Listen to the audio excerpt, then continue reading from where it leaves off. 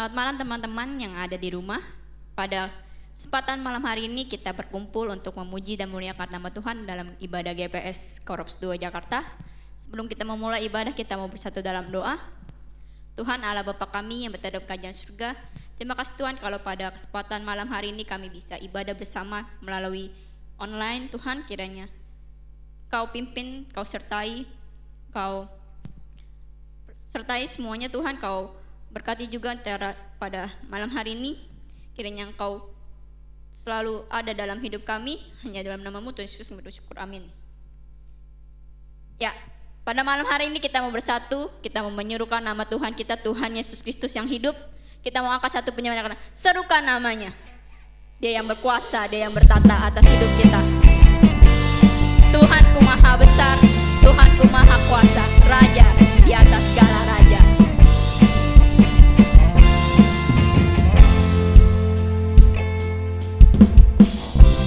Tuhanku maha besar, Tuhanku maha kuasa, Raja segala raja. Dia takkan tergoyahkan, Dia takkan terkalahkan, Dia hidup dan berkuasa. Serukan namanya, serukan namanya, Yesus Tuhan Raja. Segala kuasa tunduk dalam namanya. Dia luar biasa, Dia luar biasa, perkasa mulia, Yesus nama di atas segala nama. Ya, kita mau ulangi pujian lagi. Serukan nama Tuhan kita. Kita tinggikan nama Tuhan kita, Yesus Kristus, Allah yang hidup.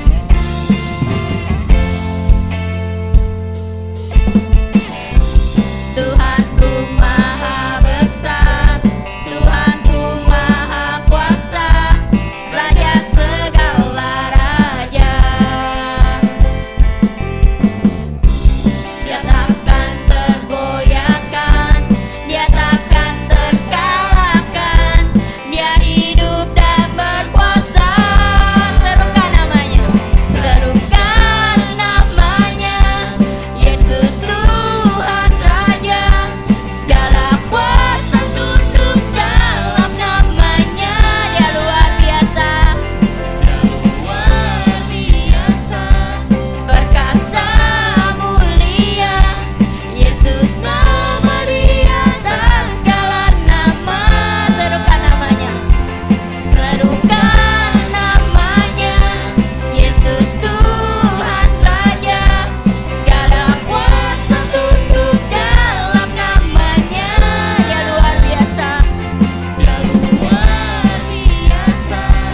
perkasa mulia, Yesus nama di atas segala nama. Serukan namanya, serukan namanya, Yesus Tuhan Raja. Segala kuasa tunduk dalam namanya. Dia luar biasa, perkasa mulia, Yesus nama di atas segala nama. Yesus nama di atas segala, Yesus nama di atas segala nama. Yesus nama di atas segala nama. Ya, Yesus nama di atas segala nama. Dia yang Tuhan kita yang selalu ada dalam hidup kita. Pada kesempatan malam hari ini kita mau lebih dalam lagi, kita mau menyembah Tuhan, kita mau bersyukur kalau Tuhan selalu ada dalam hidup kita. Dalam situasi sekarang ini kita mau lebih dalam lagi, kita mau menyembah Tuhan karena kita ada semua hanya karena Tuhan. Kita angkat satu penyembahan, katakan waktu Tuhan. Kita mengucap syukur atas waktu yang telah Tuhan beri dalam hidup kita.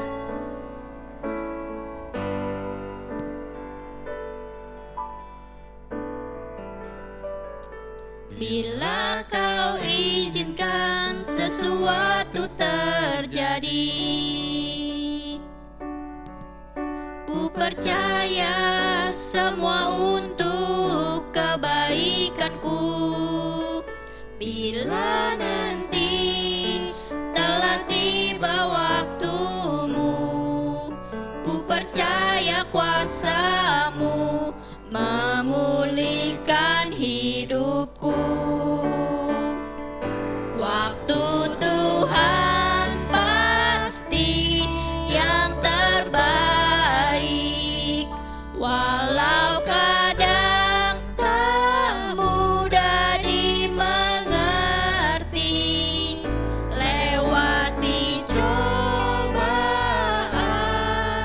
ku tetap percaya waktu Tuhan pasti yang terbaik.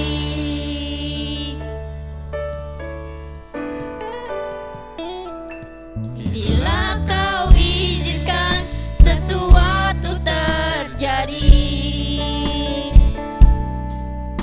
ku percaya semua untuk kebaikanku. Bila nanti telah tiba waktumu, ku percaya kuasa-Mu memulihkan hidupku. Waktu Tuhan pasti yang terbaik, walau kadang tak mudah dimengerti. Lewati cobaan, ku tetap percaya waktu Tuhan pasti yang terbaik. Waktu Tuhan pasti yang terbaik, walau kadang tak mudah dimengerti. Lewati cobaan, ku tetap percaya waktu Tuhan pasti yang terbaik. Waktu Tuhan pasti yang terbaik. Setelah kita akan mendengarkan firman Tuhan.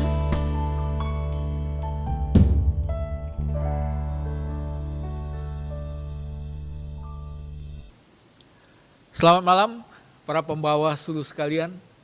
Sebelum kita masuk ke dalam firman Tuhan, mari kita berdoa terlebih dahulu. Tuhan Allah Bapa kami yang bertahta di atas kerajaan surga, Allah yang baik, Allah yang mengasihi kami mengundang kuasa Roh Kudus-Mu Tuhan untuk memberikan hikmat dan pengertian kepada kami untuk mengerti firman yang akan kami dengar. Berbicaralah Tuhan, kami siap untuk mendengar-Mu. Dalam nama Tuhan Yesus kami berdoa. Amin. Selamat malam para pembawa suluh sekalian. Pernah nggak sih kita merasa malas melakukan sesuatu? Merasa tidak perlu melakukan sesuatu? Merasa nggak worth it, nggak ada gunanya, sia-sia kalau kita melakukan sesuatu sehingga kita memilih itu tidak melakukan apa-apa. Contoh ya, misalnya pagi-pagi lalu lintas begitu sepinya, tidak ada orang nyebrang, tidak ada motor yang lewat atau mobil, lalu tiba-tiba ada lampu merah. Lalu kita berpikir, ngapain nungguin lampu merah, orang gak ada yang lewat kok. Ya udah, gue terabas aja. Pernah seperti itu? Atau pernah waktu kita sekolah, waktu kita kuliah, waktu kita kerja, lalu kebetulan guru nggak ada, dosen nggak ada, atau bos lagi nggak ada di ruangan. Lalu kita mulai berpikir, ngapain gue capek-capek ngerjain tugas? Guru nggak ada, dosen nggak ada ini, bos lagi nggak ada ini. Kita main-main aja yuk, main game aja. Betul? Pernah ngalamin seperti itu? Di dalam dunia yang serba materialistis ini, aduh kesel yo. Orang-orang selalu ingin melakukan sesuatu yang kelihatan. Dilihat orang atau kelihatan hasilnya. Jadi kalau nggak ada Satpol PP, yang nggak usah pakai masker. Nggak ada polisi, yang nggak usah pakai helm, nggak ada yang lihat ini. Kalau nggak ada hasil di depan mata, saya nggak bekerja. Nggak ada gunanya. Malam hari ini, saya ingin mengajak kita melihat satu bagian Alkitab dari kitab Matius 25 ayat 14 sampai 30. Perumpamaan tentang talenta. Mungkin kita sudah sering dengar, tapi hari ini saya ingin kita melihat dari sisi yang lain. Apakah memang ada sesuatu yang sia-sia yang nggak perlu kita lakukan, yang nggak worth it? Yang 14 dikatakan begini, sebab hal kerajaan sorga sama seperti seorang yang berpergian ke luar negeri, yang memanggil hamba-hambanya dan mempercayakan hartanya kepada mereka. Yang seorang diberikannya 5 talenta, yang seorang lagi 2, dan yang seorang lain lagi 1. Masing-masing menurut kesanggupannya, lalu ia berangkat. Segera pergilah hamba yang menerima 5 talenta itu, ia menjalankan uang itu, lalu beroleh laba 5 talenta. Wah, hamba yang pertama ini tipe orang yang kalau tidak ada guru, tidak ada dosen, tidak ada bos, dia tetap kerja. Dia nggak berpikir, ngapain gua kerja, nggak ada yang liatin ini. Lalu kemudian hamba yang kedua, hamba yang menerima 2 talenta itu pun berbuat demikian juga dan berlaba 2 talenta. Demikian juga hamba yang kedua, dia juga berpikir yang sama, yang nggak ada yang sia-sia, sekalipun nggak ada yang lihat, sekalipun tidak ada yang ngawasin saya tetap melakukan dengan sebaik-baiknya apa yang ditugaskan kepada saya. Saya tetap mengikuti peraturan sekalipun tidak ada polisi, tidak ada Satpol PP, tidak ada yang ngawas, nggak ada yang lihat. Lalu ayat 18, tetapi ayat yang ketiga ya, hamba yang ketiga ya. Hamba yang menerima 1 talenta itu pergi dan menggali lubang di dalam tanah lalu menyembunyikan uang tuannya.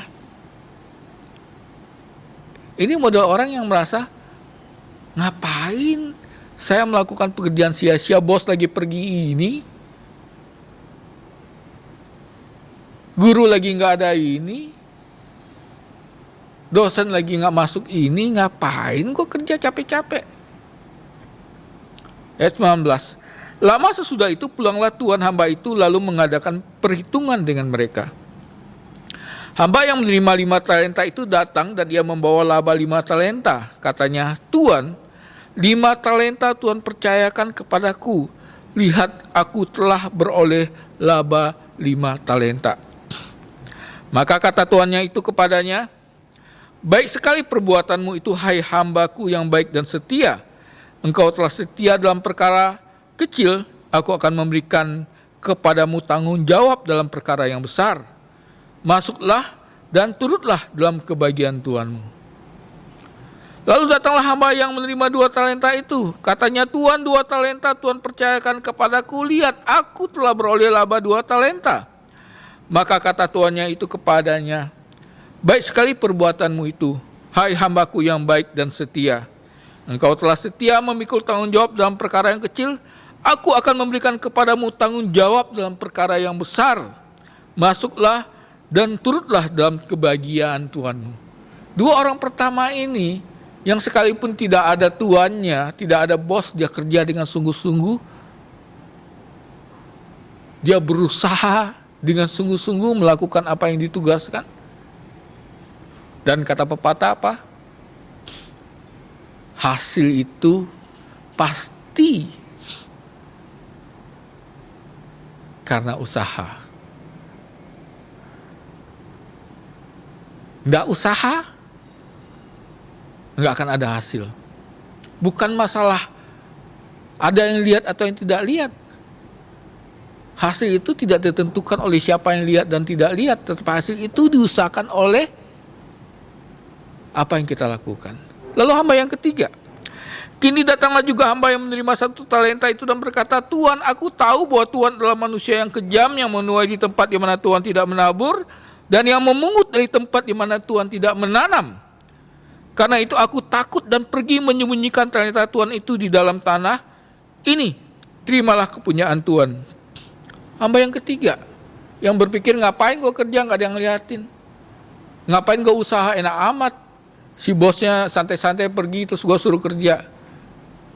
Lalu dia tidak melakukan apa-apa dan tidak melakukan apa-apa tidak mendapatkan hasil. Kata Rasul Paulus, yang gak mau kerja yang gak usah makan. Yang gak mau usaha yang gak dapat hasil. Lalu dia balikanlah 1 talenta itu. Maka jawab tuannya itu, hai kamu hamba yang jahat dan malas, jadi kamu sudah tahu bahwa aku menuai di tempat di mana aku tidak menabur dan memungut dari tempat di mana aku tidak menanam. Karena itu sudahlah seharusnya uang itu kau berikan kepada orang yang menjalankan uang, supaya sekembaliku aku menerimanya serta dengan bunganya.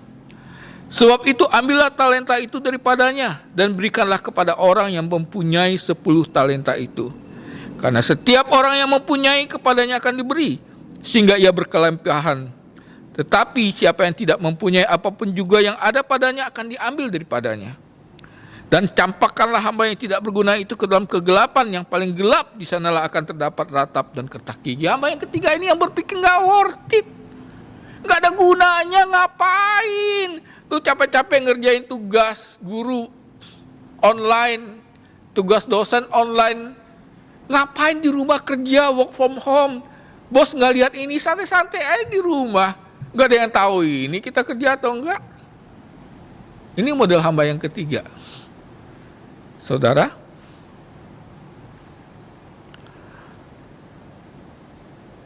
tidak berusaha, tidak ada hasil.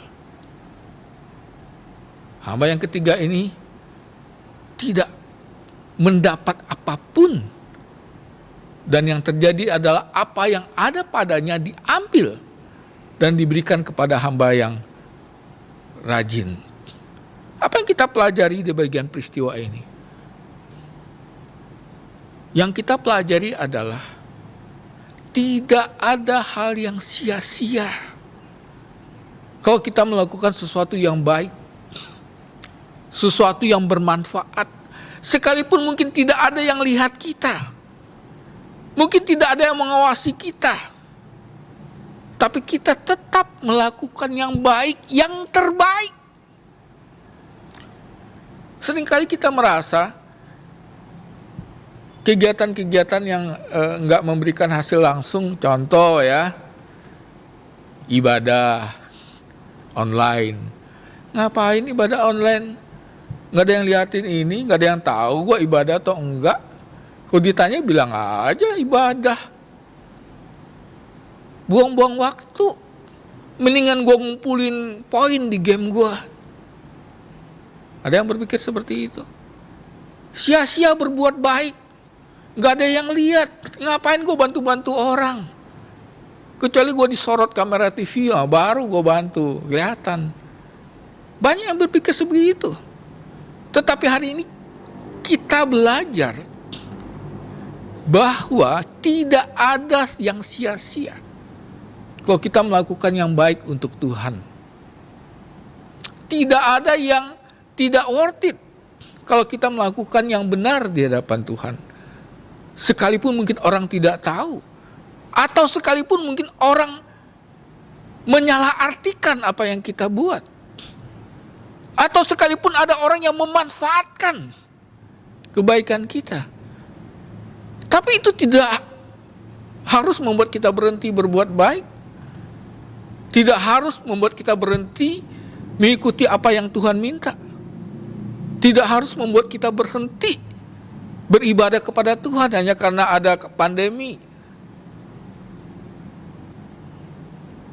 Sebagai penutup, saya membacakan satu bagian dari 1 Korintus 15 ayat 58. Perhatikan, Karena itu saudara-saudaraku yang kekasih, berdirilah teguh, jangan goyah, dan giatlah selalu dalam pekerjaan Tuhan. Sebab kamu tahu bahwa dalam persekutuanmu dengan Tuhan, jeripayamu tidak sia-sia.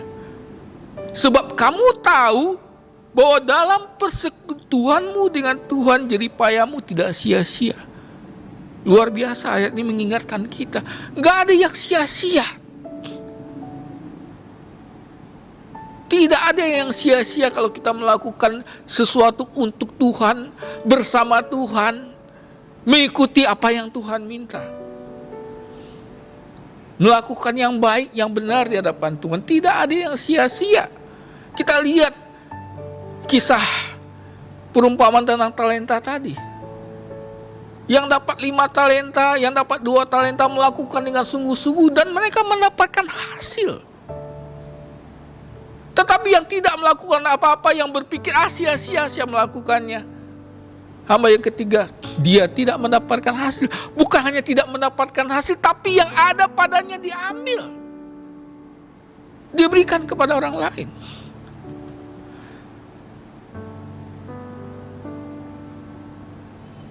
Apakah kita selama ini merasa ibadah kita sia-sia? Ikut GPS online itu sia-sia? Ikut sekolah online itu sia-sia? Ingat,